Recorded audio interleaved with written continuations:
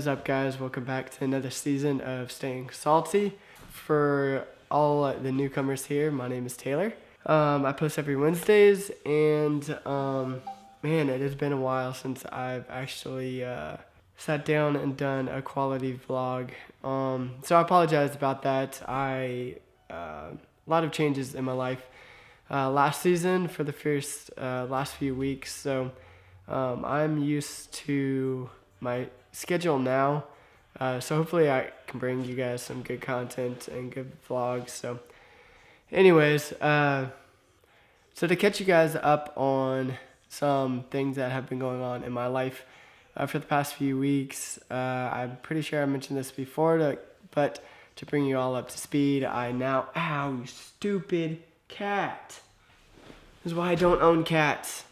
But I have a full-time job now, and on top of that, I'm trying to do my best to keep up with 65, and that's really important to me. It's amazing the impact that that company has made on the community, and I couldn't do it without you guys, so I appreciate that. I'm not going to spend a lot of time on this.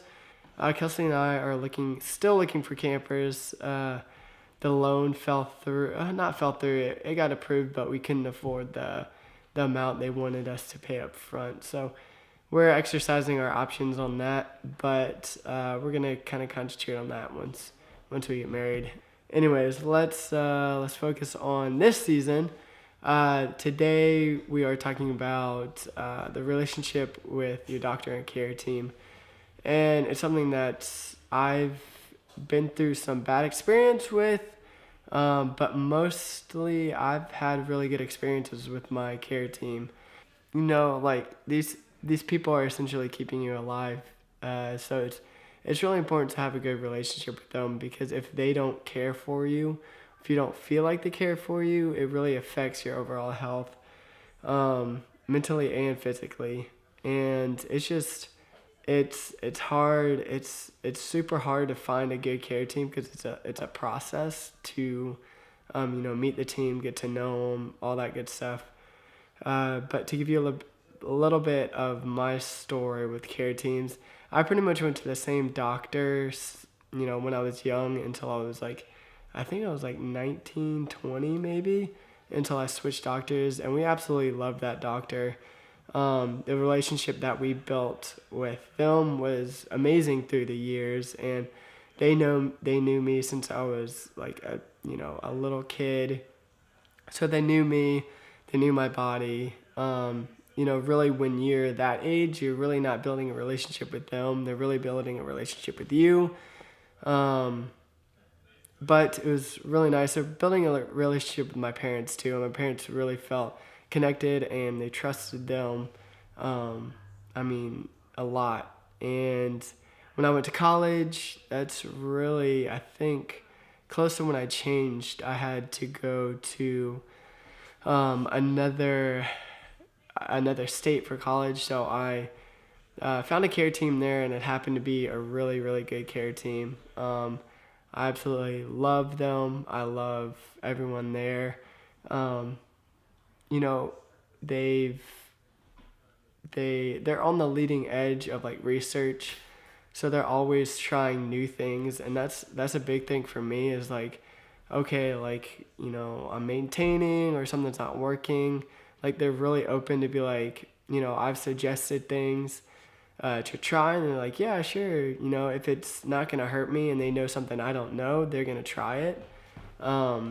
So that's really nice to know that they're open to my ideas and opinions. So we've tried a few things like that where I've wanted to try something, and they've been open to that, and that was really important to me, because I'm all about I feel like if there's something that I haven't tried, I want to at least try it to know how I benefit, or if it's not that good for me. But anyways, this care team's been awesome. I've been through a clinical trial through them. So they're always wanting to try new things with people, which again, I'm staying on this topic, but it's super, it's a big topic for me. But Anyways, so I was back and forth between my school and home. It was about a 6-hour drive. So when I went home through the summer and breaks and stuff like that, I would want to have a care team here. So I found a care team here, and my parents never liked them, and I never liked him. He just felt it was like a chore, and he just felt like I felt like he just didn't care whatsoever for my health. And I mean, when somebody does that, it takes a toll on you. Like, I remember one time, I felt horrible. Like, it was probably my anxiety and panic at the time, but my lungs were just not feeling good. I got back from my tacos already.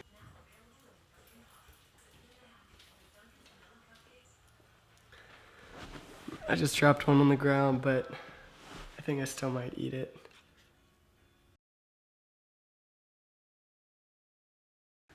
But this is I'm at Kelsey's house right now. That is not my tree in the background. I don't have a decorative tree in my house. But anyways, so what was I saying? I had a really bad experience with my doctor's, a clinical team here, and it was a shame because it was one of the best nurse coordinators. She was one of the best ones that I've ever had. But the doctor was just like, he made me feel bad when I felt bad. Like I said, I went into the ER room because I felt like I couldn't breathe. My oxygen was really low, and that wasn't normal for me. But I just got back from a Euro trip, and I did not take care of myself on that trip. So I got back, and I just felt like absolute crap. My oxygen was low, and anyways, I drove an hour to get to the ER at that hospital because I wanted my CF team to be there to figure out what's going on with me. But anyways, they called the doctor, and it was just like, it was like I was burdening him to be there, like I was a chore. He walked in the doctor's room, and I'll never forget it. Just with this this mean look on his face, just like this look like you woke me up to be here. What do you want? Kind of face. Like, I told him what's going on, and essentially he said it's my problem because I haven't been taking my Pulmozyme, and that was because I was going through insurance changes, and I couldn't afford the few $1,000s a month to buy it. So, anyways, he told me it was my fault, and that he really can't do anything for me. And I'll never forget this. He said, I'm not going to put you on antibiotics because at this point, that's our last resort.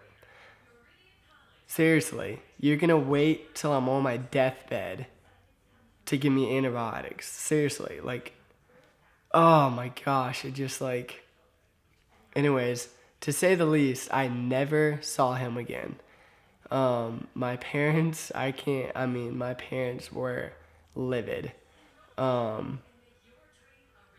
Honestly, anyways, forgive or forget, but I hear that doctor is no longer practicing there, which thank God, because I am glad no other CF patient has to go through what I did. Apparently that was an ongoing thing with that doctor, and patients with CF is his attitude. But anyways, it's super important to find a care team that you like and you seem to care for. And it can be hard. Just don't give up. If you don't like your care team, go find another one. I drive right now 8 hours to my care team every 3 months. I do that because I absolutely love my care team. In the end, they're people. Your care team, they're all people. There's people who are passionate about what they do and people who wish they weren't there. And I feel like the people on my care team, they're passionate about what they do, and it makes me feel better. As a person, like, with CF, like, I have CF, they don't have CF. They don't know how I feel. I have to tell them how I feel. They have to trust me with how I feel. Like, if I'm not feeling good, but my PFCs are good, you know, there's a level of trust and in that relationship. So I think that's about it, guys. Again, thank you so much for checking us out on season 4. I hope you guys have a wonderful rest of your week, and yeah, I will see you next time. All right, guys, see ya. I got cystic fibrosis. See, I've got cystic fibrosis.